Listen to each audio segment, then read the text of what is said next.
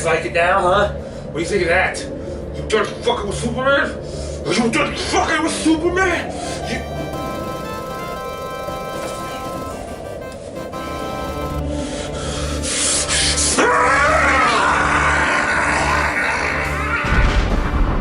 Hey everybody, welcome back to Review of the Nerds. I'm Vincent. And I'm Mike, and today we're going to be going over Batman v Superman, the spoilers of the film, which we actually shot back when we did the review, but we didn't have time to include them in that video, so we are now going to present to you opinions that we had right after we fresh saw the film, so we were pretty passionate about some of these views that we're going to have in here. Yeah, so anyway, it has been a while since we've seen the film. The dust has settled a little bit. The dust settled, I'm not going to... When we come back at the end for our final thoughts and reflections, I probably won't be as emotional as I'm about to be seen as. You have the Waynes, which their murder has been done tons and tons of times in lots of media. We have seen this origin story at least in 3 of the times in the cinematic universe. This personifies why people hate origin stories, because you're going over information that we all get it, we all know it. And here we go again, except in the Snyder vision, which involves lots of posing. Slow motion. Now, to Snyder's credit, he is sticking relatively close to Frank Miller's version of the Wayne murder from The Dark Knight Returns, which is the primary source that Snyder draws from this movie. It actually, in fact, feels like maybe the only Batman comic he's ever read. Him floating up the bats with the operatic music, which, when you're watching it for the first time, you're like, what? Yeah, when you're watching it for the first time, you're like, what the hell is happening here? I was so happy. I was watching that. I was like, oh my god, please let this be a dream. Please let this be a dream. Please let this be a dream. In my dream. Oh, thank God. In the very beginning of the film, when we see Lois out in the desert interviewing the Warlord, and there's that scene where her photographer, who I was like, wait, is that Jimmy Olsen? Nah, that can't be Jimmy. And they reveal he's like a CIA agent, and then they blow his head off. I was like, okay, that's not Jimmy. I was wrong. That was Jimmy Olsen. Because we all know that Jimmy Olsen's a CIA agent. Yeah. They killed Jimmy Olsen. You bastards. They killed Jimmy! You just killed one of the oldest Superman characters. Alright? Jimmy fucking Olsen, okay? We make a list of people who Superman's had to save the most. You got Lois at the top. You know who's right fucking behind her? Jimmy goddamn Olsen, okay? Then when they asked him, why did you do this? Snyder said, we didn't have any room in our roster for his character. Which, by the way, is bullshit, because they created a whole new character called Jenny, who's in the first movie. So, I don't understand what he means by that. Wait, if they don't have room, then why even include him? Why even in the cast list on the character that call him Jimmy? Just call him Bob Eggers. You want to know why? You want to know why? This is why he said. He said, because he thought it would be funny. He said it was there as a little joke. How's their Metropolis still standing? I thought that was what made LexCorp funded the money to rebuild the city, but that's really quick. They did not need to have the city side by side to have this work. They really didn't. Yeah. It was sloppy. Again, sloppy. Yeah. They make this world feel like it exists in a snow globe or something. Yeah. It feels like it's just so small. God, it could have been just more he's coming in for business, and that's why I say that's what they did when they had the crossover with Batman and Superman on the animated series. Which, by the way, if they adapted that, a much better film would have made. Lex Luthor and Joker are teaming up. They got this fucking Kryptonite Jade Dragon thing. Superman and Batman are meeting for the first time. They're not getting along at all, but at the end of the day, they see on the same side, and they can learn from each other. I feel like I need to go watch that movie so I can feel better. Perhaps this is one of the big fears we had about the movie. There's too much stuff packed into there. Wonder Woman's there. It was awesome to finally see Wonder Woman on the big screen, live action. Gal Gadot did fine with what she was given, but she wasn't necessary to the fucking film. She wasn't. And her reason for being there was so stupid. She wanted this picture that Lex Luthor had? Yeah, apparently Lex Luthor has a file of hard drive or something. A hard drive or something, files of all the Justice League members, the ones that haven't been revealed yet. And he has this picture of Wonder Woman from 1918, and then he has this video of Aquaman in the water, and he's there's a submarine that has a camera, and he's looking at the submarine with a camera, and he looks so weird. Snyder wanted him to pose. Haven't you seen a Snyder film before? He likes his actors to just be like, yeah. Yeah. All those cameos were unsatisfying to me. Like, they really crammed in the origin of Cyborg, too, like, really quickly. It's like, are we just going to jump out the gates in the Cyborg movie without even addressing...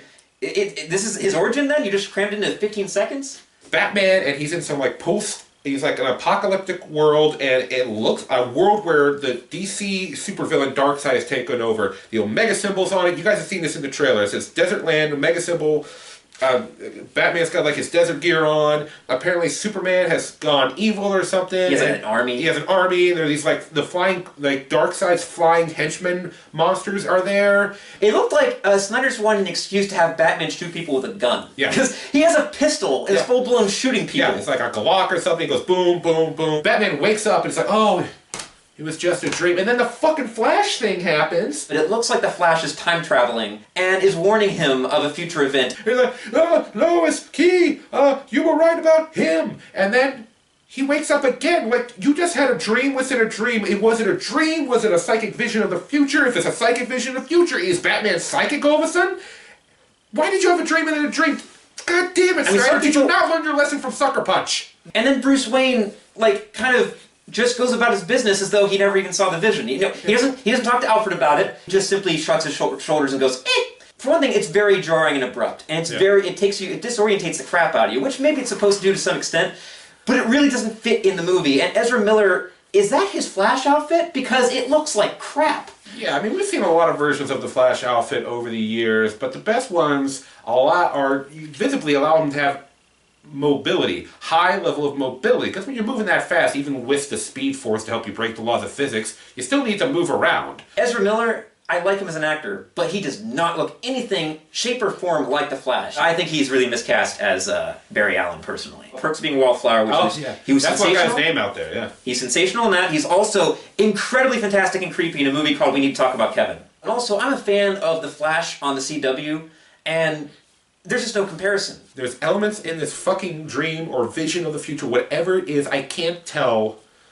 that makes me think that they're going to set up for maybe an Injustice movie. Like the famous Injustice, Gods Among Us video game and comic series where Superman loses Lois Lane in like all of Metropolis and he goes like insane and becomes like a dictator and takes over the world. There's elements in that makes me think that they're going to lead up, if they are, after what they've done to Superman in this fucking film, just to bring him back, we're going to get into that, just to bring him back, and then he goes fucking evil rogue bullshit and teams up with Darkseid, because that's what it also looks like.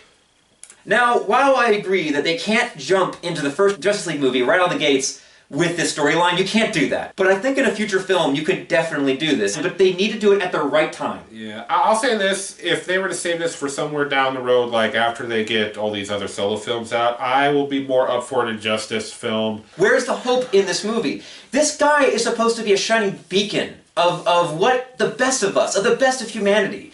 You know, this guy's greatest abilities is supposed to be his ability for self-restraint, self-control, because he can flick you in the face and kill you. Yeah. He's somebody who's supposed to be almost like a gentle giant.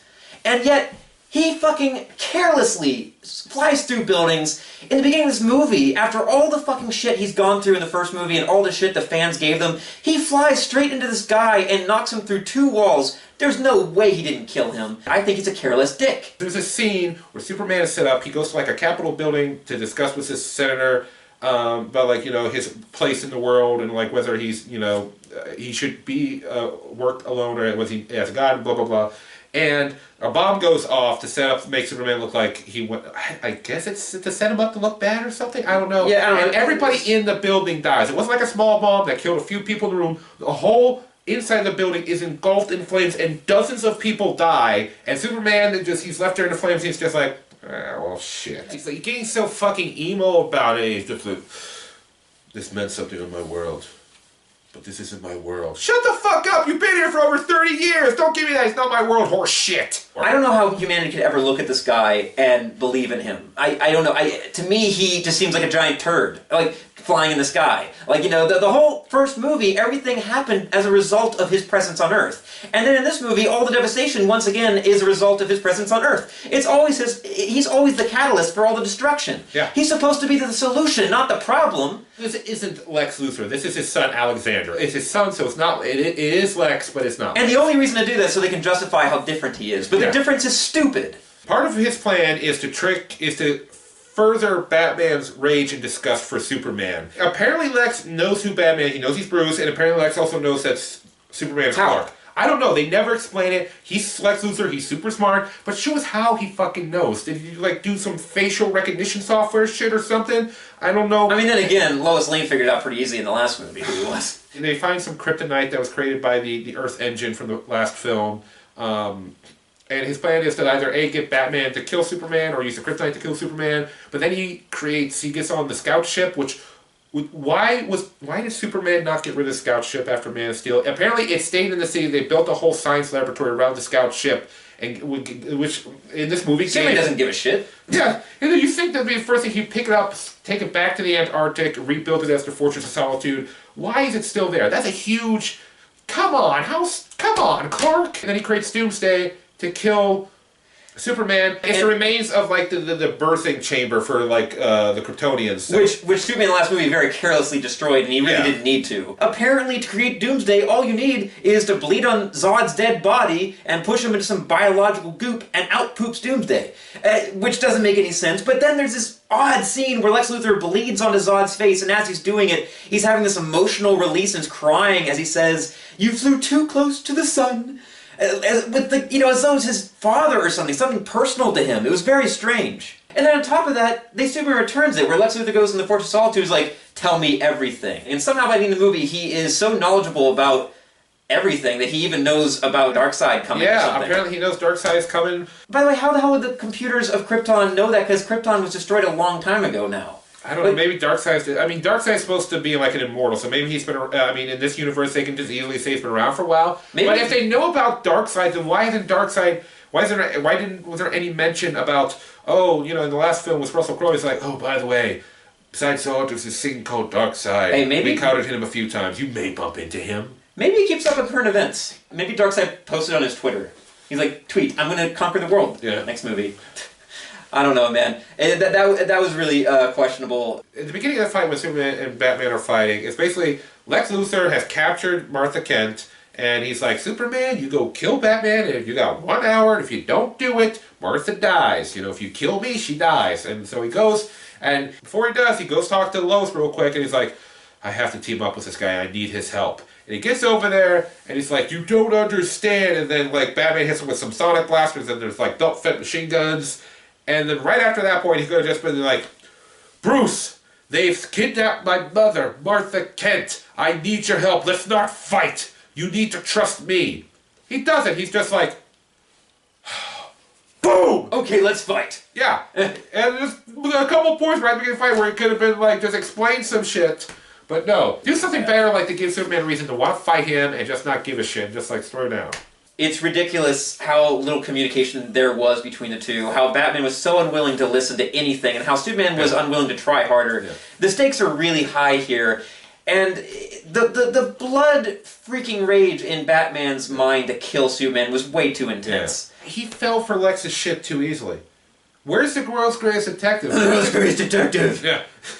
Where's one of the most brilliant minds in the DC universe? It's like, I can see Lex Luthor tricking Batman, because Lex Luthor is like Batman. He's a super fucking genius, alright? But I feel like his trap that he set up for Batman and Superman to come at, I feel like it wasn't elaborate enough. Where's the genius? Where's the investigative skills? They show him do a little investigating, but it's more like spy work than detective work. I think it's unforgivable how sloppy and badly handled the situation that stops him from fighting is. Batman, for one thing, he's a full-blown psycho killer. To the point that he starts torturing Superman when he has him on the ground. He starts slicing his face, taking his time, playing with his food, like a predator toying with its prey. And he raises a spear in the air, and you're like, holy fucking shit, this is not Batman. But then, the thing that stops him from slamming a spear down on Superman is when Superman warns Batman that Lex Luthor has his mother, who so happens to be named Martha, which is a name that Bruce Wayne's mother had as well. And then suddenly Batman, all the build-up, everything has been motivating him to kill Superman. None of it matters anymore because, my God, he has a mother named Martha too. And he stops and immediately sympathizes, makes a complete 180 and goes, my God, what was I about to do? I was about to kill this alien who has a mother named Martha. My mother's name was Martha! I never never got over my mother. Horrible. Here's the thing. I'll admit, I never, for some reason, realized, like, I knew what their names were, but I never was like, oh, wow, Superman's mom was named Martha, Batman's Martha. For some reason, it never clicked for me. So this actually could have been, like, maybe a cool thing if had they handled it better. That's right, you do have a mom, I guess. I guess I shouldn't kill you, and they're both named Martha? It's so unconvincing. It's not just a slow progression to him, going like, my God. He immediately decides to not kill Superman and goes, we have to save your mother. We have to save her, because if I save your mother, it'll be like I saved my mother. This is a Batman who's obviously completely lost his way. The horrors of Gotham City have eroded him down just to, like, a nasty, vengeful motherfucker. Alfred is still by his side. Even when he's telling Alfred, yeah, I'm constructing a kryptonite spear to kill this guy. And Alfred's, like you see in the trailer, this man is not our enemy. By the way, Jeremy Irons did a pretty good job. I don't kill. It's like my #1 rule. Apparently not in this movie. Yeah. I can't blame Ben Affleck. But his one... He brands people. Remember, he's branding yeah, people. He's a psychopath. He's branding the bat like a batarang that's got like a handle, and he heats it up, and he brands the bat symbol. Which basically is a death sentence to anyone that goes to jail. They say it in the movie. Like, people get like, it's like... This is not Batman. Alright, so one of the things that they publicized about this movie is Ben Affleck's workout regime to get in the bulky shape that Batman looks like in The Dark Knight Returns. And you can tell in the film that he is not that bulky. There is a scene where he is shirtless, and he's lean in shape, but definitely not bulky. And you can tell that when he wears the Batman suit, it's padded. Heavily padded. It reminds me of those little kid outfits for Halloween where they have the giant padded biceps and everything like that. Doomsday has this thing where, like, when he's hit with something, he releases a gigantic mushroom-like wave of energy. And he literally blows off the top of LexCorp Tower and all the surrounding, like, skyscrapers. I'm like, holy fuck, they're fucking up Metropolis all over again. Superman knocks him up in the air, and he grabs him, and he gets him up into fucking orbit. So you're like, okay, so he's kind of learned from last movie. He's trying to get this threat away from the fucking city. They get nuked. And by the way, for fans out there, there is a little nod to The Dark Knight Returns. There's a panel in that where Superman absorbs the blast of a nuclear explosion and he gets like all skeletal and stuff. That part was actually kind of cool. So Batman became really useless in that Doomsday fight, right?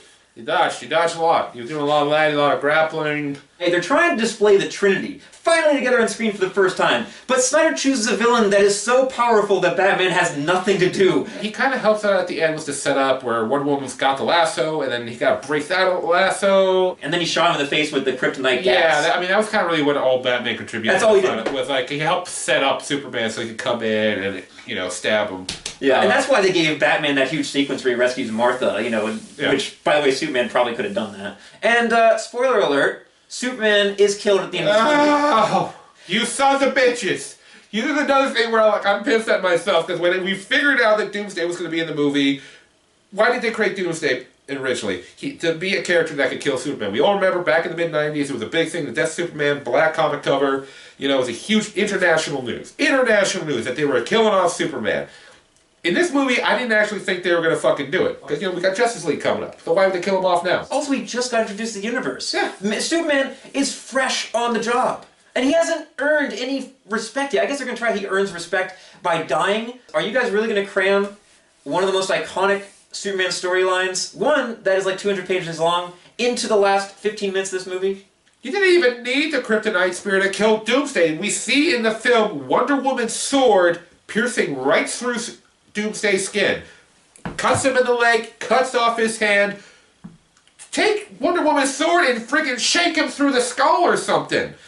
They had a weapon that could kill him. Superman didn't need to grab the spear, which having it near him would put him in a weakened state. He could have survived this whole thing. Just fuck this. He should have been like, you know what? Her sword's just as effective. Lois, hold on. I might be back for this, but this could work. Grab Wonder Woman's sword, have her or Batman distract him, come up with this Doomsday, boom, right through the skull with her sword. Or cut the head off completely, go fucking Highlander on his ass. And here's the horrible thing. This is when I knew this movie, when I saw Superman die, ever since I was a kid, like a lot of you, Superman's like the first superhero I was introduced to. Christopher Reeve's film, seeing him soar, taking on Lex Luthor, taking on Zod, and all them. When Superman dies in this film, and it shocked me, it really shocked me. I was shocked that I didn't feel anything. He died, and I was like, there should have been the moment in the film that might hurt. Just like, oh! And I didn't feel sad. I didn't feel emotional. He's not even a character in this film. He's 35% character, 65% plot device to motivate the Batman. He's more of a plot device than a fucking character. And then there was the very clear Inception-like ending to this, you know, kind of ambiguously leaving the audience questioning, you know, what's next, even though it's very obvious, we all know what's next. Superman is going to come back. I mean, everyone knows the Superman Lives, like, storyline, but, you know, did the spin top stop spinning in Inception? Did the dirt start to rise at the end on Superman's grave? We all know the answer. It's not really a question worth asking, or leaving the movie off with. It's like fucking 90s kids. Well, that was our initial thoughts, and now that we've had some time to reflect on this. Now, since I've seen this movie, there's been a lot of statements I've seen Zack Snyder and company come out with trying to defend the film and their vision of it and everything. It's very hard to distinguish between Gotham and Metropolis, despite the fact that the filmmakers said that they put a lot of care into this. I didn't see it on screen. Yeah, they just look like two cities to me, like nothing really distinctive between them. There is some comics where they are actually relatively close to each other, which I didn't realize. But the one thing that they messed up on in this, though, and they said that they paid attention to this, but they really didn't, is really giving each city its own unique personality. I was so confused which city we were in at any given time. They tried to explain it in this making of book, this art of Batman vs Superman. The Superman's Metropolis is supposed to reflect his character in that it's a city that's light and it's rebuilding itself and it's of hope, whereas Gotham is the city that's just trying to hold on. It's a city that's trying to maintain itself, like Batman's mental state. And, they make this argument that sounds pretty cool when they say it, for why these cities are unique from each other, that they reflect each character, but I didn't see that in the movie itself. Yeah, and to me, this, at the core, says what is wrong with this movie, is that there's obviously a lot of intent in this movie, there's a lot of effort put into this movie. I don't think that people were just sleeping on the job. I think that there was artsmen and craftsmen, and I think that they actually put effort into this, but it's like they just didn't get it. And this is an example of that. You may have the best intentions in the world, the greatest ideas in the world, but if we don't see it on the screen, it doesn't matter. And, that's one of the ways that Zack Snyder dropped the ball here. And I think he's a smart guy. I don't think Zack Snyder's an idiot. No, yeah, we both agreed that we both like Watchmen and 300. We both agree that both of those movies he did a fantastic job. And if you read interviews with him, he does, have some very interesting ideas about Batman and Superman, but I don't see it on the screen. I did not think he translated that. There's a quote by his wife, who's a producer of the film, Deborah Snyder. She says that this movie definitely draws parallels to Watchmen, where we see a god on Earth, and he has absolute power. What does that mean? What does that mean for religion? What does that mean for politics? And that was a part of the approach that Zack Snyder took with Superman in this movie, is that he wanted to bring Dr. Manhattan to Superman. Which, I appreciate the attempt to be deeper and more philosophical. And honestly, in the comics, I like it sometimes when they address how Superman affects the world around him. It's just, though, that this attack of it felt out of place. And there's even a sequence they had the media's reaction to Superman, which was very reminiscent of the media's reaction to Dr. Manhattan in the Watchmen storyline. So, I don't know, it's another example, though, of how misguided, you could say, Zack Snyder was with these characters. I get the connection with Superman and Dr. Manhattan. I get that. But here's the problem. If you want to... Why base him off Dr. Manhattan when you have a character to be based off of? Superman. There's decades worth of comics done by dozens and dozens of different writers where you could have taken this approach from, and you took it from a character you've already done in another film. I mean, it's Watchmen. I get it. It's fucking Watchmen. It works great in that. But Superman's different because, with Dr. Manhattan's emotionally cut off for the most part, where Superman isn't. That's why, that's not how Clark is. Is that why Superman was cold in this movie a little bit, in terms of his personality? He wasn't cold in that bathtub. No. That was a very weird scene, too, the bathtub sequence. It was a little weird. I can appreciate or respect the fact that he wanted to put his own spin on these characters. He's a director. I get it. He's got a lot of influence. He's got other crest to back him up. But he went too far where he couldn't see what the characters were anymore, especially with Superman. I believe. He was definitely closer with Batman, you could say, comparatively to Superman, but still off. So suffice it to say, we had a lot of opinions about this movie, and it looks like it weighs more towards being negative than positive. It's been some time, though. I've seen it twice now, and I have to admit, The second time around, it was an easier pill to swallow. It didn't burn as much going down this time.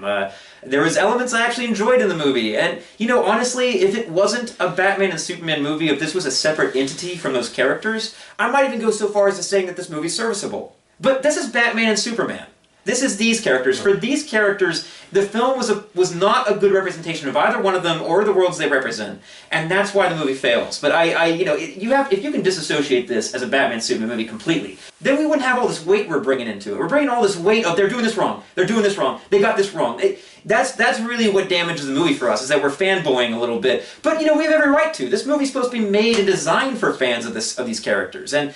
You know, Snyder kind of dropped the ball with satisfying, at least some of the fan base. I know there are other fans out there that actually seem to respond well to this, which I guess we only represent one side of it. On a personal level, I was overall not very satisfied, but could have been worse, could have been a hell of a lot better. If you did like the film, cool, awesome, more power to you. We're not telling you not to like the film. We're just telling you why we didn't like the film, okay? We'll never tell anybody on this show, you shouldn't like this film. I can't disassociate. I can't even imagine... If I was like, well, if I could like pretend it wasn't Batman and Superman, I'd just be like, these look like kind of like Superman and Batman knockoffs to me. After seeing the second time, it was an easier watch for me, and I've had a lot of people say that. Well, you know, just see it a second time. You know, it's a lot better the second time. I actually, really, after watching it the second time, it's a good movie. Here's the thing: I shouldn't have to watch a movie twice to enjoy all the good stuff. All right. I mean, there's certain movies that you would watch twice, but this wasn't that kind of movie. I should have been able to watch it once and just fully enjoy the experience. Not watch it a second time so I know where the stuff I don't like is and ignore it so I can focus on the other stuff that is actually good. The pacing really threw me off. The clutter in this film was... there was more clutter in this than there was in Age of Ultron. And that was one of the things that bothered me about that film. Even though with that film, I liked that film. That's because it was fun and had levity. I don't want Zack Snyder to direct Justice League. I know there's a petition online to get him removed from directing. I'm sorry, Zack. I mean, seriously, once again, Watchmen, 300, great. Sucker Punch, no. This, no. I just think you're too caught up in what you want instead of what it is needed for these characters, these movies. I do think that Snyder has a vision. And his vision does not reflect what most fans' visions of this would be. Yeah. But I think that Snyder works best when he's adapting something directly or when he has a very close eye on him. I don't know. Zach, I hope to see more movies from you in the future. Not these ones. Go on and do more work, but after Justice League, stay the hell away from DC. Just stay the hell away from it. What if, though, in Justice League, out of nowhere, he just delivers the best possible version of that movie it could be? And then he blows your mind, and then we come back a couple years from now, and we're like, oh my god, we love Zack Snyder! He turned it all around! He's amazing! It's possible. Is it possible? Mathematically speaking, yes. Is it likely? Going towards no. They fucking killed Jimmy, man! Superman, where are you now? Phil Collins? Well, everybody, I really hope you guys enjoyed the video on our spoiler talk. If you did, please like us on Facebook, follow us on Twitter, and click subscribe if you want to check out more videos. And please leave comments if you guys have any opposing ideas or if you agree with us. We always like to see other people's opinions about this stuff. Yeah. And hey, if you like the movie, we're not going to jump down your throat. I mean, I think there is reason to like this movie. We personally have issues, but I can see how you all might like a lot of elements. Yeah, once again, we'll never tell you not to like something. We'll just tell you why we don't like it. Yeah. And you're more on the hate side of this than I am. I'm on the I think it's okay now side. I'm neutral. You're like, ah. I've just been trying to have positive thoughts, like, puppies, ice cream, Jennifer Lawrence. I'm trying to keep it positive. All right, everybody. Well, until next time, I'm Mike. And I'm Vincent. And this has been Review of the Nerds. Nerds. Catch you next time.